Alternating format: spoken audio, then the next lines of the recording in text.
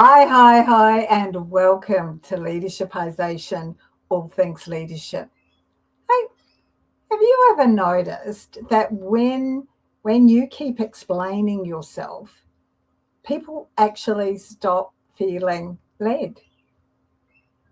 And they do this not because your ideas are bad ideas or poor ideas, or because you lack intelligence. They do it because our authority actually doesn't grow when what we do all the time is verbally reassure people. It grows, our authority grows through clarity. It grows through clarity. Now, many capable leaders they'll turn up to a team meeting or that they'll present themselves with really strong thinking. They'll present that in a really direct way. And then what they do is they cushion it. They start to justify it and they put lots of soft language around it. And almost immediately, down goes their authority. Down it goes. So when what we do is we give more context, when we give more justification, when we give more reassurance, when we check to make sure everybody is comfortable, this is where, without even realizing it, things start to shift. And the decisions that we've made kind of seem to be a little bit negotiable. And our conviction and our passion about what we're doing and our desire to bring everybody else with us almost seems a little bit optional as well, because everybody starts to respond to the tone of your voice and not the content. And so over-explaining really improves understanding. In fact, sometimes it can add to it. And also what it does is it reveals that there's an anxiety on the speaker's part that maybe I'm a bit concerned about how the message will land. Executive and leadership authority, it's not communicated through how much you say. It's actually communicated through how confidently you can stop talking. I'm Beth Bergen. I'm a global leadership and communication coach.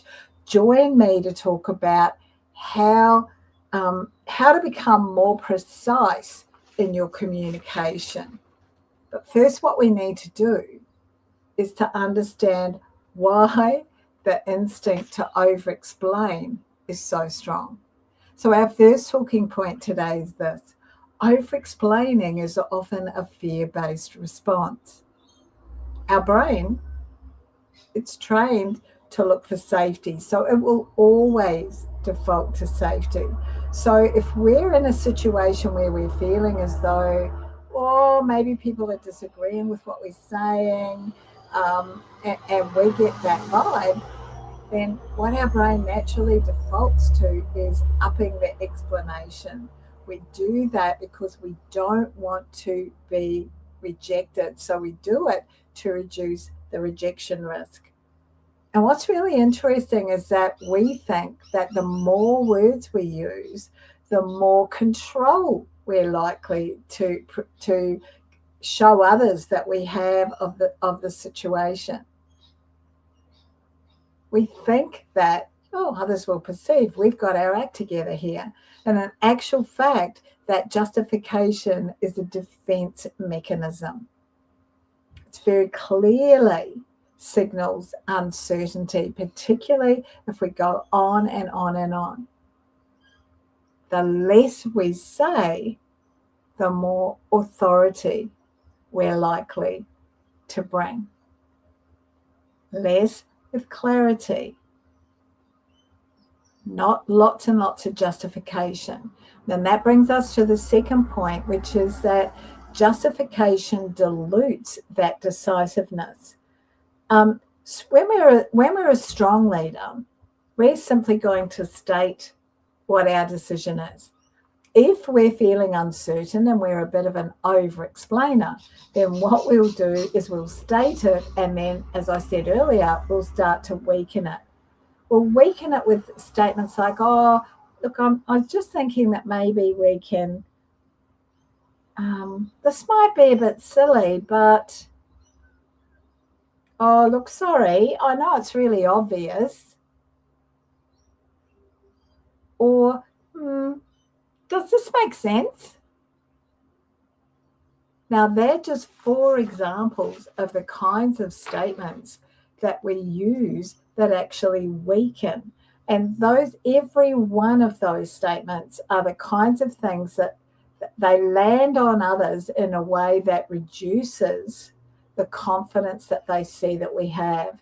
And so what happens is that our delivery actually lowers the strength of the message because, as I've said, the justification dilutes the decisiveness.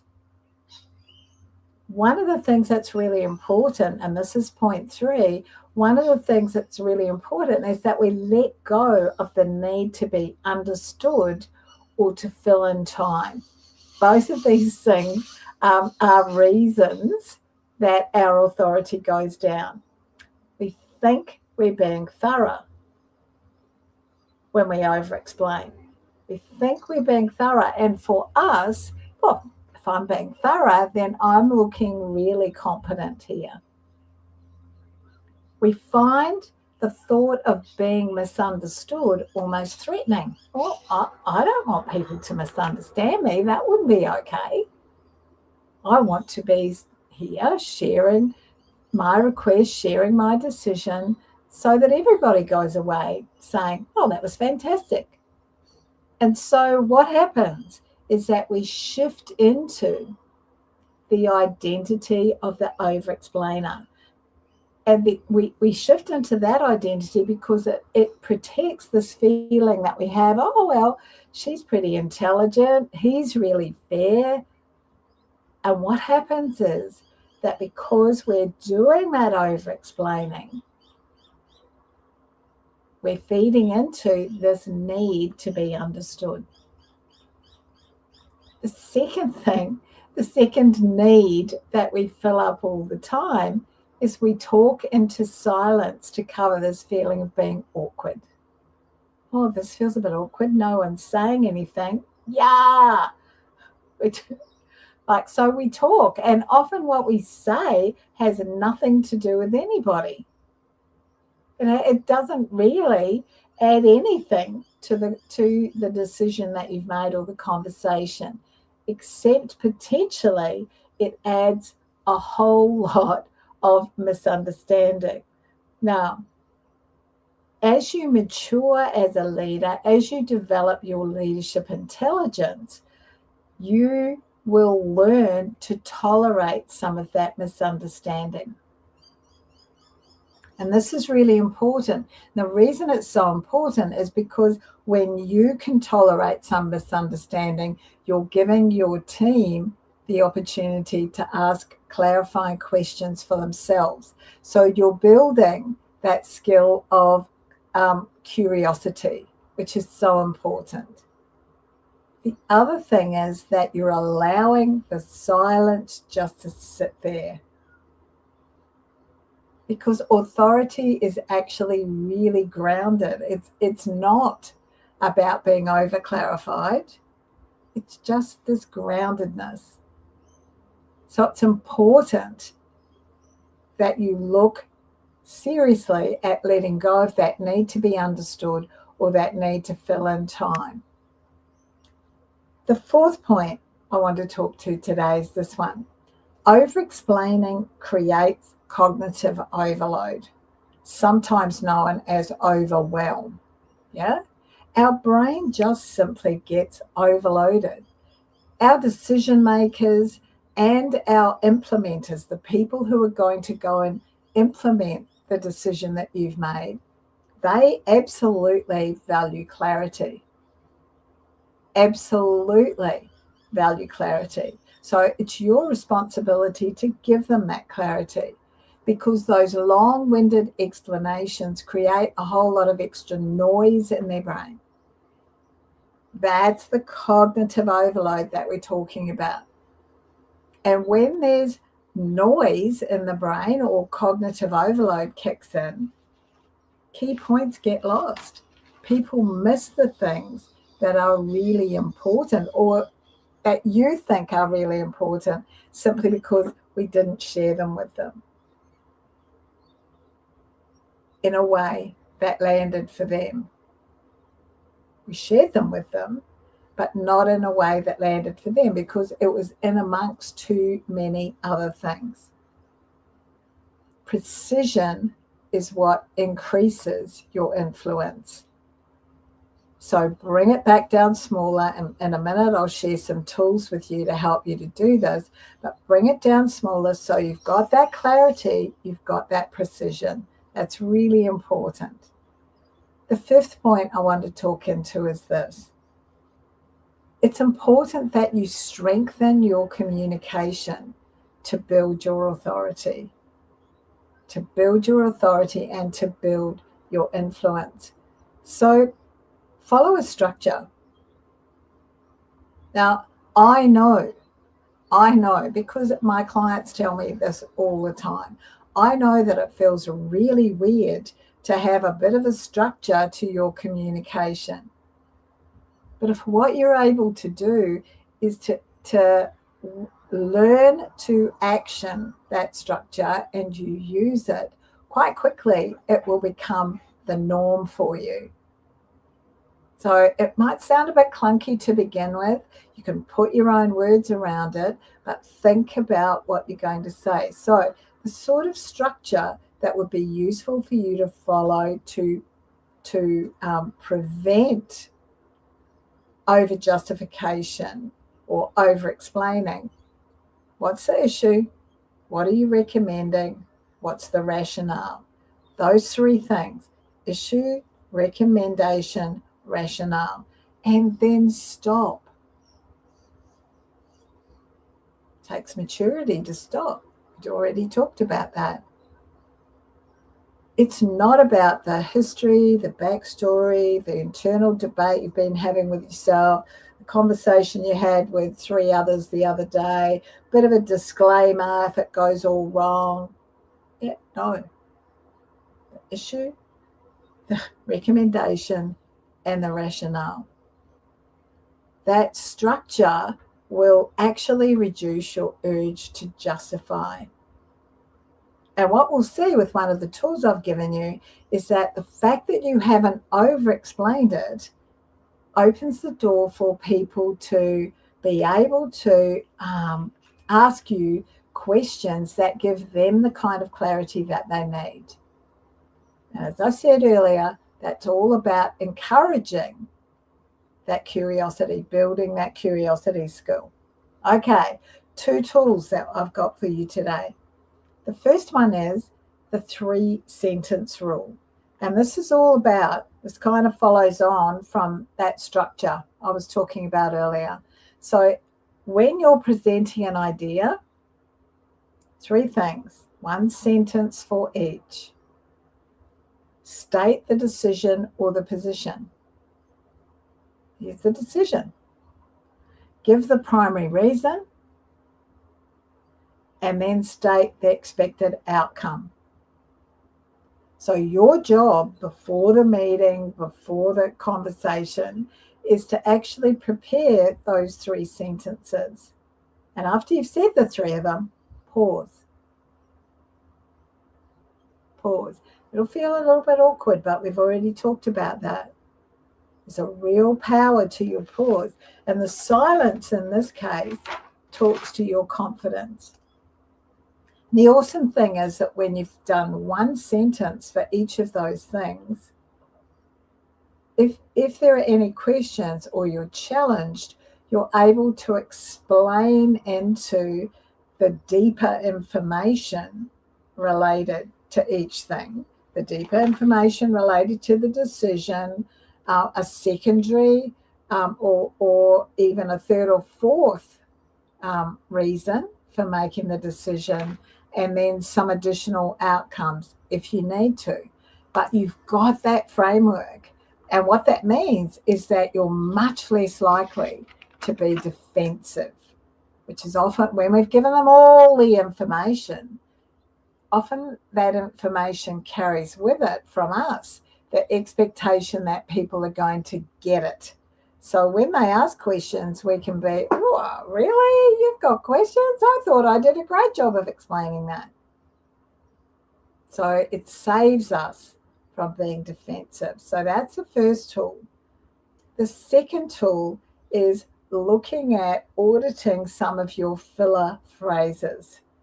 And this is things like, I really want you just for 1 week to actually notice these fillers that you use to soften your conversation. So it's things like just, things like sorry, things like maybe, oh, I think, or does that make sense? So notice them. Notice how often you say them and remove 50% of them. Now that seems easy, but it's actually quite hard, because the more you notice them, the more of them there will be, and to remove 50% of them will require quite a deliberate action on your part.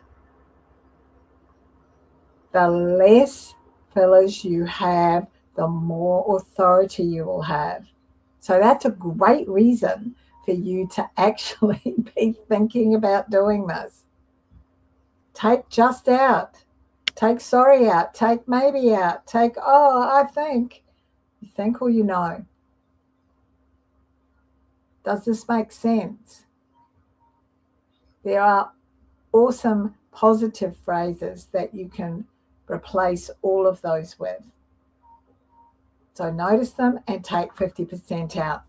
Okay, we've got a couple of reflection questions for you now. Remembering that the reflection questions are very much around encouraging you to sit and do that honest self-reflection, because self-awareness is a really positive driver in your personal growth and also in the building of your skill set and your intelligence as a leader. So I don't put these questions up just to give you something to go, well, don't want to answer that. These are here so that you can actually do that honest reflection. So I've got 2 here today. The first one is this: when I over-explain, what am I trying to protect? When I over-explain, what am I trying to protect? Is it my credibility? Is it my likability? Is it my certainty? Or is it something else? It doesn't have to be one of those 3. Now, as I've said to you, ask the question and then come back again. Oh, what else? And what else? Yeah? It's a great question and will help you moving forward. The second reflective question is this one: what would my communication sound like if I fully trusted my expertise? What would my communication sound like if I fully trusted my expertise? What we know from what we've talked about today is that over-explaining is often an anxiety response. It comes from fear. So if you fully trusted your expertise, if you were prepared to apply these new skills that I've just shared with you, these new tools that I've just shared with you, what would your communication sound like? Have a think about that one. Make some notes and use that to build your leadership intelligence. Now, what are our key takeaways? As I already said, over-explaining tends to be much more of an anxiety response rather than clarity-based. If we want to lift our authority, then we need to do this with precise, structured language and say less. We need to say less. And we must learn to be able to tolerate some kind of disagreement, because we're going to mature much more as a leader when we're not spending a lot of time justifying ourselves. Yeah? So if what you're feeling is this kind of consistent need to prove or to justify or to soften your leadership thinking, without you even realizing it, you may be unintentionally training others to question your leadership.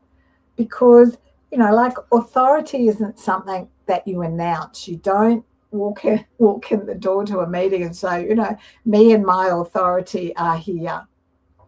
Just don't do that. People feel it when your communication is contained, when it's deliberate, and when it's grounded. Now, this doesn't mean that it's without emotion, it's without passion.